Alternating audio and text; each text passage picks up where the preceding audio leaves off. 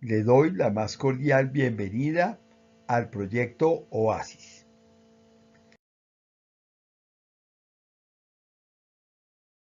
Hablaremos del manejo de la ira. Yo soy Mauricio Salgado Castilla, un orgulloso padre de 4 maravillosos hijos, ingeniero eléctrico de profesión, educador de vocación. Algunas inquietudes que han generado esta charla son: ¿qué porcentaje del tiempo las emociones actúan sobre la razón? ¿Qué tan racional es la toma de decisiones? ¿Para qué existen las emociones en los humanos? ¿Cómo puedo manejar la ira? ¿Cómo puedo autocontrolarme? La verdad es que cuando observamos la realidad, dependiendo de cómo soy yo, voy a tener una interpretación que esta no necesariamente es la realidad. Muchas de las discusiones terminan sucediendo porque la interpretación de cada persona no necesariamente es la realidad. Y en esto las emociones son terriblemente importantes. Los humanos tenemos varios sistemas de comunicación, pero la mayoría de las personas creen que sus comunicaciones son racionales. Permanentemente oímos que a veces el problema no es lo que se dice, sino el cómo se dice. Y en eso, la parte emocional es definitiva. Los humanos tenemos varios sistemas como el químico, por ejemplo, los olores. A veces la propia corteza cerebral procesa muy poco los olores. ¿Me gustan o no me gustan? La comunicación mental no es sino que entre una persona a una reunión y de pronto uno siente como el ambiente de la reunión cambió, ya sea positivo o negativo, pero eso lo hizo cambiar. Podemos pensar de una manera muy simplificada, muy simplificada, que los humanos somos de acuerdo a esta gráfica. Primero, qué forma utiliza, qué proceso utiliza el cerebro para manejar la información que recibe exteriormente, ya sea un proceso estructurado o un proceso divergente. En otra charla hablaremos en más detalle lo que significa esto. ¿De qué manera natural recibimos más fácilmente lo que se nos muestra, ya sea de una manera visual, de una forma auditiva o de una forma a través del movimiento como los kinestésicos? Por ejemplo, yo acabo de hablar y decir de qué forma recibimos lo que vemos. Esto indica que yo principalmente soy una persona visual. Lo otro tiene que ver ya con el desarrollo emocional. Dependiendo de nuestros valores y creencias y nuestras competencias emocionales, vamos a terminar teniendo una autoestima. Esa autoestima es definitiva cuando se necesitan tomar decisiones. Ahí es cuando uno oye que hay personas que tienen criterio o que la decisión estuvo muy mal tomada y uno dice el problema que tiene es de falta de criterio. Entonces, ¿cómo autocontrolarme? Primero que todo, tengo que ver que el autocontrol es determinado por cómo pensamos, cómo sentimos y por qué actuamos como lo hacemos. El día a día, la vida moderna obliga a que tengamos esto muy claro porque lo que uno ve sobre todo en educación con los niños, no hay espacio para errores. No puede seguirse trabajando en prueba y error. ¿Qué tan racional es nuestra forma de actuar, nuestra forma de tomar decisiones? Los neurocientíficos hoy en día nos dicen que solo un 5% de nuestros procesos cerebrales son conscientes. Es como si alguien dentro de nuestro cerebro tomara las decisiones por nosotros mismos. En esta, por ejemplo, esta imagen que tengo aquí de fondo, es una niña de 13 años que sufre de esquizofrenia. Estas zonas que están más iluminadas, más activas, determina cómo ella toma las decisiones sobre su vida. Volviendo a la pregunta de qué tan racional es la toma de decisiones o nuestra forma de actuar, la verdad es que tenemos dos formas de procesamiento, una forma consciente y una forma no consciente. Lo que pasa es que la forma no consciente o la forma emocional es la que primero procesamos y luego llegamos a la forma consciente. Por ejemplo, cuando usted ha tenido una discusión con alguna persona, en ese momento se dijeron cosas que de pronto no fueron muy inteligentes desde el punto de vista racional. 5 minutos después, cuando ya ha pasado, cuando ya uno no está esa persona, se le ocurren unas ideas geniales y uno mismo dice, ¿por qué no se me ocurrió cuando estaba delante de esta persona? Si hubiera dicho esto, lo hubiera dicho en voz baja y hubiera sido devastador. Bueno, lo que pasa es que en el momento que estaba en la discusión, estaba en un proceso no consciente, realmente altamente emocional, y la parte consciente, la corteza cerebral, estaba actuando muy poco.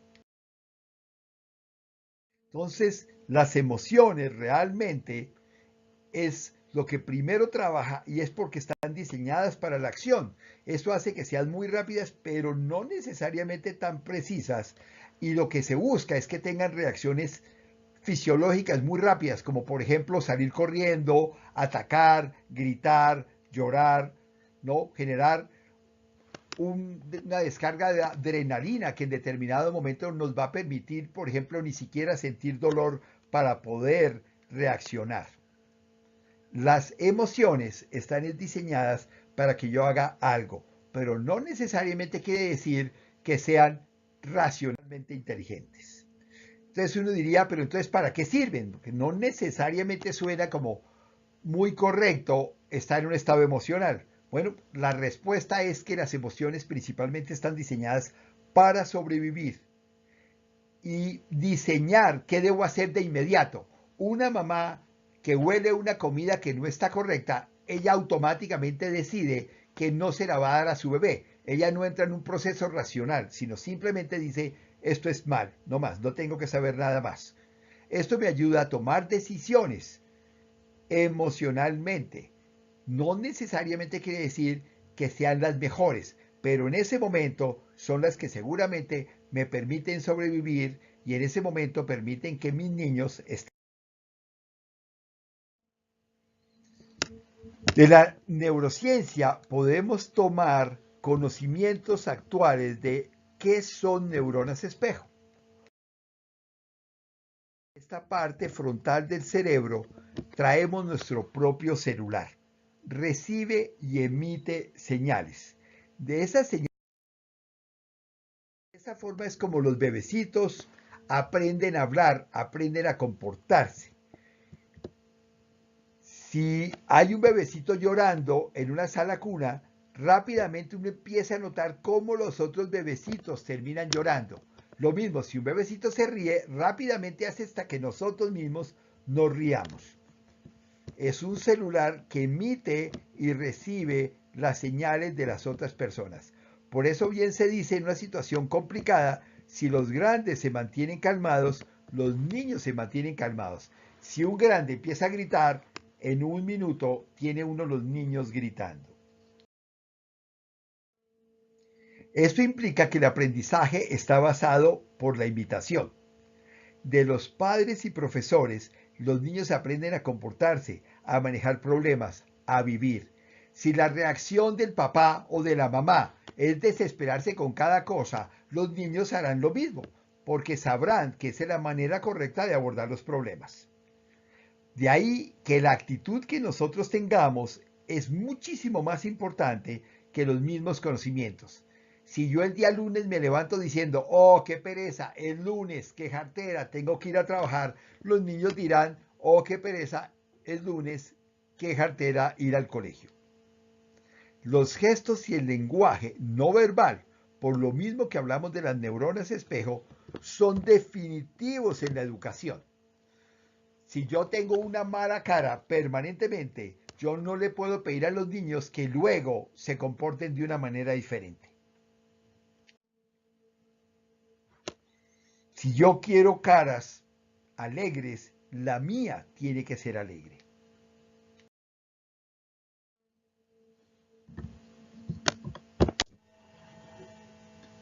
Para que podamos tener una buena regulación emocional, es necesario tener 3 pilares básicos. Primero, la comprensión de las emociones propias. Segundo, entender las emociones de los otros. Y por último, aprender a manejar la propia expresión emocional. En la parte de conocer sus propias emociones, hay que empezar conociendo qué emoción estoy experimentando en cualquier situación. Por ejemplo, hay personas que se levantan y se sienten melancólicas, se sienten tristes, pero realmente no saben por qué. Por ejemplo, para muchas personas, si el día está gris, está lloviendo, eso hace que ellos se sienten tristes. Esa conciencia de saber, de poder relacionar, estoy triste porque está lloviendo, es muy importante. Lo otro es, a medida que uno empieza a hacer eso, empieza a conectar la parte emocional con la parte racional, de tal manera que entiendo y entonces digo, no, es que yo me siento triste, pero no sé por qué. Cuando uno contesta así, tiene que empezar a analizar realmente qué es lo que le está pasando, qué es lo que le está afectando. Esta conciencia emocional de sí mismo permite que uno tenga un pensamiento realista, no pesimista. Porque entonces empiezo a decir, yo estoy triste porque está lloviendo, eso me afecta a mí, pero no quiere decir que es que el día va a ser malo, que todo me va a salir mal, ¿no? Eso se vuelve terriblemente importante. También las personas que tienen un alto sentido de sus propias emociones tienden a tener un buen humor, empezando por reírse de uno mismo. No empieza uno a culparse o a decir que todo le sale mal, sino parte de la vida es así, y así hay como hay que tomarla.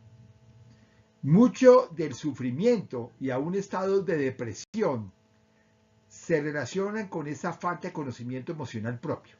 Pensar demasiado, pensar hacia el pasado y decir, ay, yo debía haber hecho tal cosa, si hubiera hecho tal cosa no me hubieran botado el trabajo, si hubiera hecho tal cosa no hubiera tenido una discusión con mi pareja o no hubiera maltratado a mi hijo, ¿no?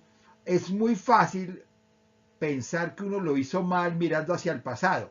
Sería muy fácil vivir si uno conociera lo que está pasando hacia el futuro.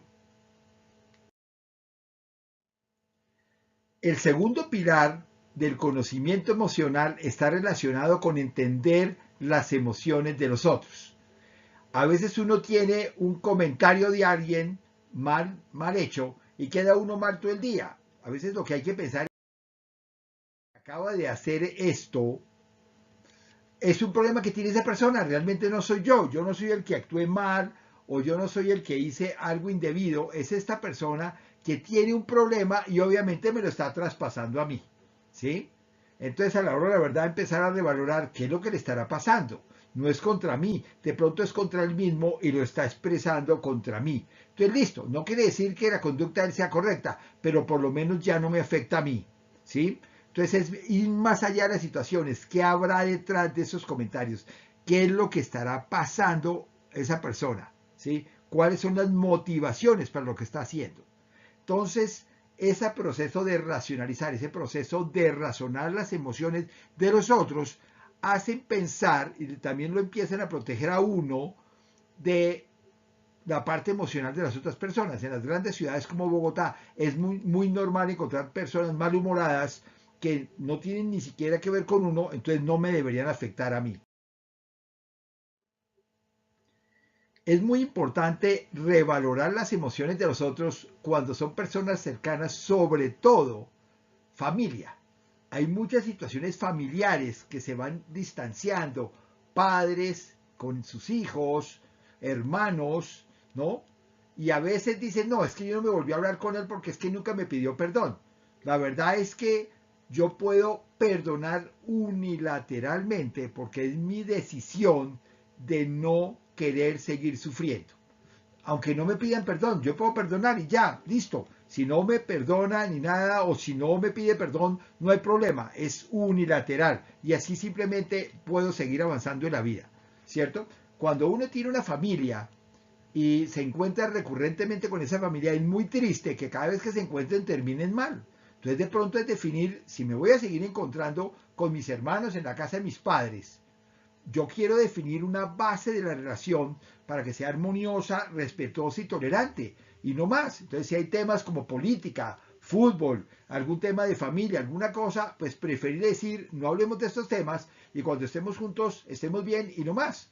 No tiene que, no todo el mundo, acordémonos de las interpretaciones, no todos mis hermanos por ser hermanos tienen que estar de acuerdo conmigo, mis papás no tienen que estar de acuerdo conmigo, ¿no? Simplemente eso es la parte de ser tolerante, respetuoso para poder llegar armonioso con las personas que yo quiero y que me deben querer.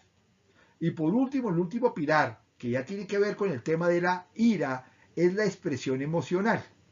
Evidentemente, nosotros somos personas emocionales y reaccionamos de una manera emocional mucho más rápido que una persona racional.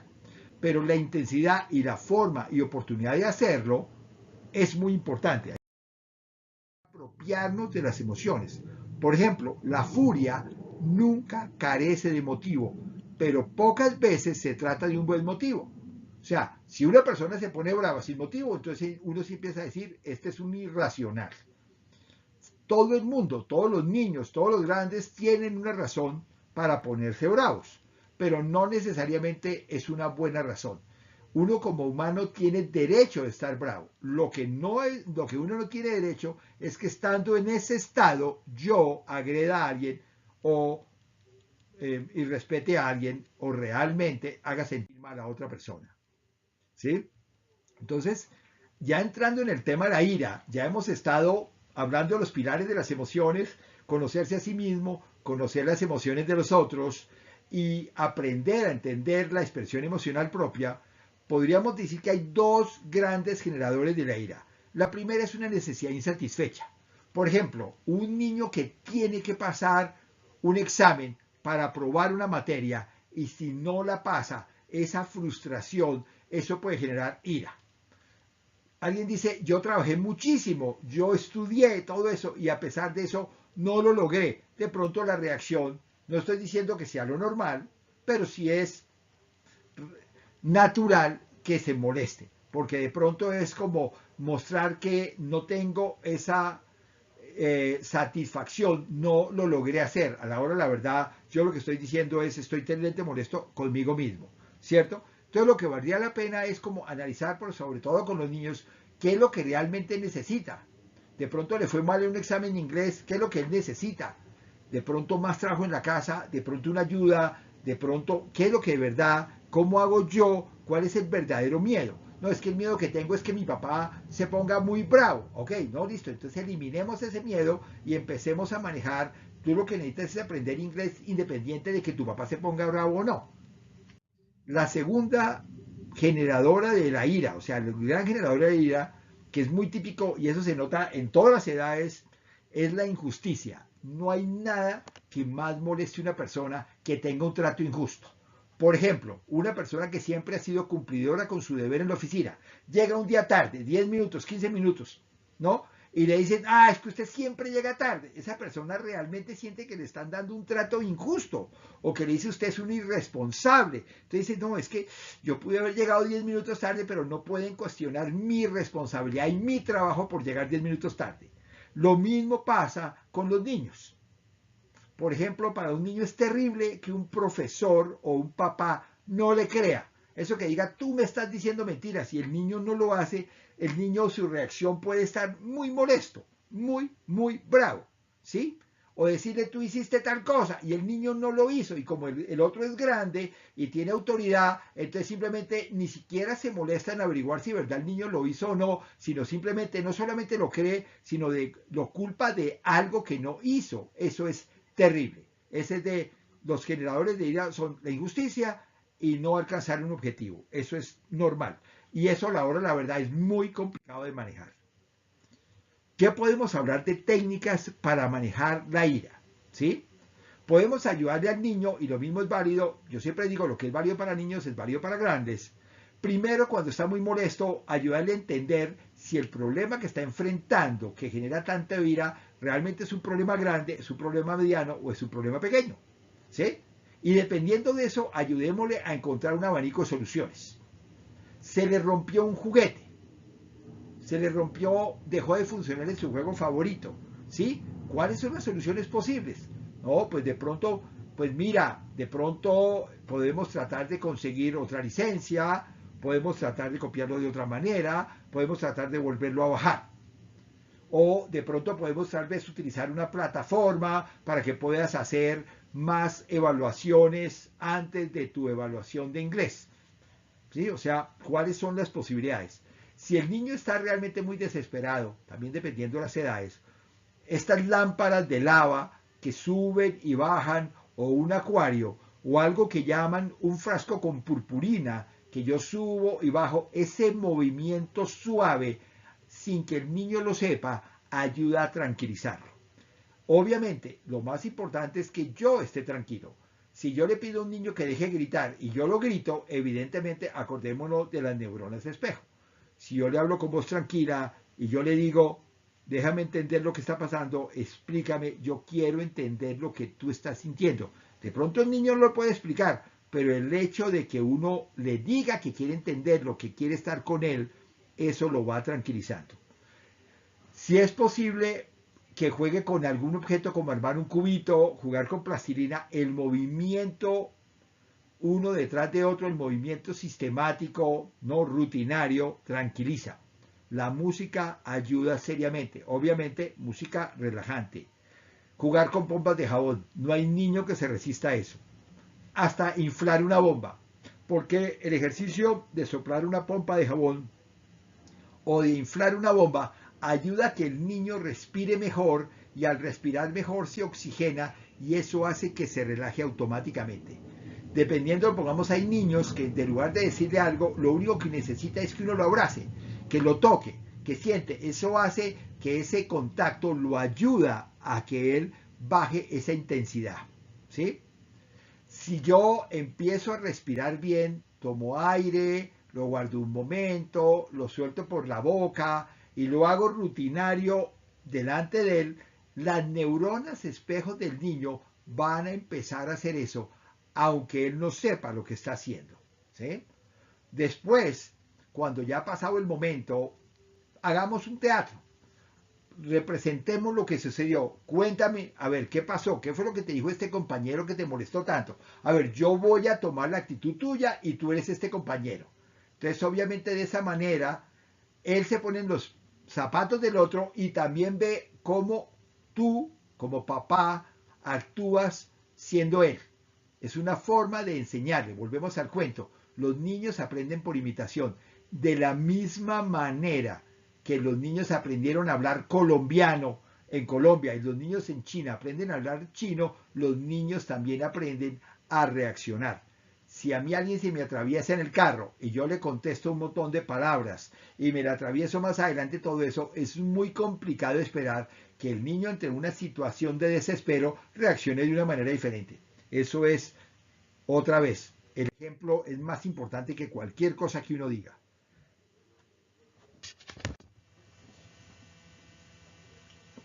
Uno de los retos que tenemos para poder tener un control de las emociones, sobre todo la expresión emocional no adecuada como la ira, es reconocer qué palabras o qué situaciones o aun qué personas o lugares me generan la ira y anticiparme. Si yo siento que por ir a una oficina me voy a sentir mal o el solo hecho de que una profesora entre al salón ya me hace sentir mal, si el niño sabe eso, lo podemos ayudar a primero que identifique a esta persona con esa situación y le ayudamos a preparar. Cuando él toma conciencia, y uno de grande igual, cuando uno toma conciencia de lo que le genera esta situación, puedo generar estrategias para contrarrestarlas. Vamos, estas situaciones también me pueden generar que se me aceleren los latidos del corazón, que empiece a sudar, que mi respiración se cambie o hasta que tenga lágrimas. Y dice, listo, cuando tú estés en esta situación, ya sabes lo que te pasa. Entonces, en ese momento vas a hacer lo siguiente. Vas a respirar, vas a recordar, cierras tus ojos y recuerdas un sitio genial, te acuerdas cuando estabas en tu mejor juego, te acuerdas el último domingo cuando estábamos jugando, recreas una música, tarareas en tu mente una música que te tranquiliza. O sea, podemos crear sistemas de control, ¿sí? Podemos recrear escenarios emocionales. Que decirle, ante tal cosa, tú abres una puerta y te entras a ese sitio. Otra situación, abres otra puerta y ya tienes una respuesta para eso. También, ya como un poco más, cuando se tiene más conciencia, cuando estamos más grandes, acordémonos que no necesariamente los ataques y las cosas que dicen las personas son contra nosotros. Por ejemplo, una persona que esté manejando, que lo ve uno fuera de control todo el tiempo y dice, este tipo ni siquiera me conoce a mí, realmente el pleito que tiene no es conmigo, realmente él tiene un pleito con él mismo y con el mundo, pero realmente no es conmigo, ¿sí? Entonces, la otra cosa que se vuelve terriblemente importante, y eso empieza con los niños, es como liberarlos de la necesidad de ganar siempre. No tienes que ganar, o sea, no tienes que ser el mejor, que es que Mariana sacó las mejores notas, y entonces no, pero perdóname, o sea, no hay problema, tú estás compitiendo contigo mismo, si Mariana es mejor en este examen, vaya y venga, o sea, no, eso se vuelve importante. Lo otro que es terriblemente importante y sobre todo con grandes, no siempre tener la razón, o sea, a veces es mejor encontrar la mejor solución a tener la razón. Muchísimas de las discusiones que terminan unas furias terribles es porque la otra persona no me da la razón. Cuando de pronto vuelvo a insistir, mi interpretación y la de él, las dos están alejadas de la realidad. Entonces, más bien, busquemos encontrar la mejor solución, no tener la razón. ¿Sí? Liberarse de ser mejor que los otros. Si yo todo el día me ando midiendo porque cuánta plata tengo, porque corro más, porque soy más inteligente, tengo la mejor nota, tengo el mejor balón, tengo la mejor ropa, el mejor reloj, los mejores tenis, eso es un desastre. Porque siempre alguien va a salir con algo mejor que yo. Entonces me va a estar descontrolando permanentemente. En los niños, por ejemplo, cuando estamos hablando de niños, es muy importante las rutinas. A los niños pequeños les gustan las rutinas. Por eso a veces cuando llegan a vacaciones, que uno rompe las rutinas porque dice que están en vacaciones, hay un descontrol total. Si los niños pintan en las mañanas, que vuelvan a pintar en la casa. No lo vean como, ay, pobrecito, es que está de vacaciones. No, déjenlo que siga pintando. Si el niño está leyendo, promociónele la lectura en determinadas horas. Hágale una rutina. Eso no quiere decir que lo mantenga en el colegio, no, eso no quiere decir. Pero a los niños les gustan las rutinas. A los niños les gusta saber que luego viene una cosa, que luego viene el almuerzo, que a qué hora son mis onces. Cuando se rompe, y eso le pasa a los grandes también, a veces estos descuadres de vacaciones son terribles, anímelos a seguir una rutina agradable, pero una rutina, ¿sí? La otra situación es, no le preguntan a los niños, por ejemplo, ¿quieres dormirte ahora o más tarde? El niño automáticamente va a decir, yo quiero más tarde. Ay, pero ¿cómo te vas a dormir más tarde si tienes que madrugar? Si yo tengo la necesidad que se duerma ya, dígale, 2 minutos más de televisión, apagamos y a dormir. Entonces no le preguntes o negocies. Mamá, es que estoy jugando. Entonces, 5 minuticos y no es negociable. 5 minutos más, prepárate. Avisémosle. Lo peor para uno es que si uno está haciendo un trabajo, le dice, bueno, nos tenemos que ir ya, vámonos ya. Tratemos con respeto a los niños. Avisémosles, digámosles, en media hora nos vamos, ve preparándote, no empieces otro juego, yo sé que te vas a demorar mucho, prepárate, ojo, ya te quedan 10 minutos, 5 minutos, y uno va manejando el tiempo de tal manera que hay una transición suave, ¿sí?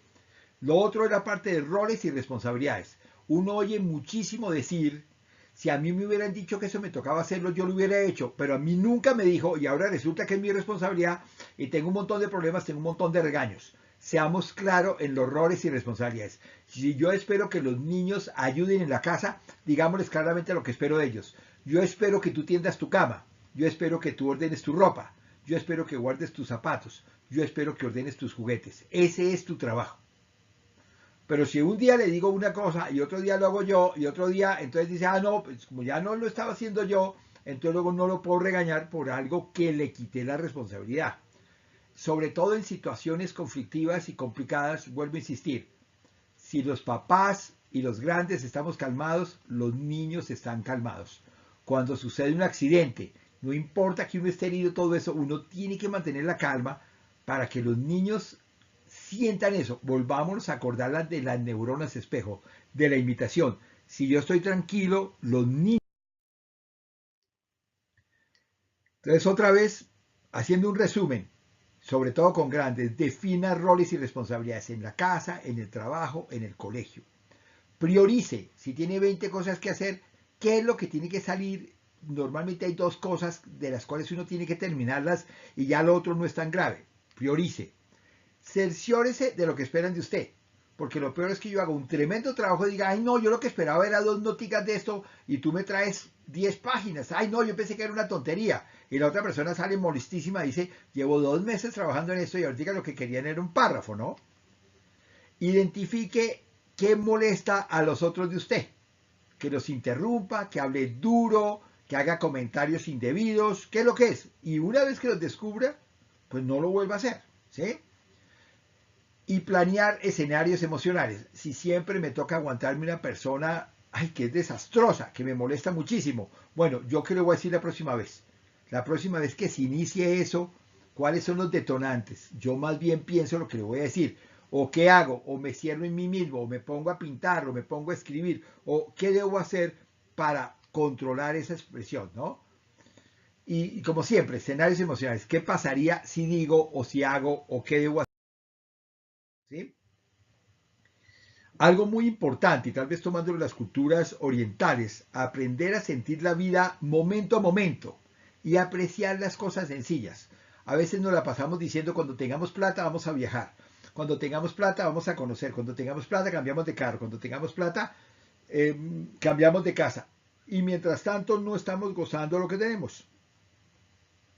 Démonos el gusto, como los niños pequeños, de gozar el arco iris, de gozar un animalito que se cruza, de gozar una flor. O sea, nosotros somos los que nos inventamos ahora goces que implican que si no vamos a Disney, pues qué desastre, porque como no voy a llevar a los niños. No, no hay ningún niño se ha muerto por no conocer Disney de niño. Entonces, nadie se ha muerto por eso. Pero sí se ha muerto y se ha sentido miserable cuando los papás pelean y dicen que no hay plata y que por llevar a los niños, que es culpa de los niños, que se sienten mal y que tienen tarjetas de crédito con problemas y todo eso. Entonces, no, en eso seamos muy cuidadosos. Y con esto, pues quiero darles las gracias, quiero invitarlos para la próxima sesión, el próximo martes a las 9, nos volvemos a encontrar. Muchas gracias.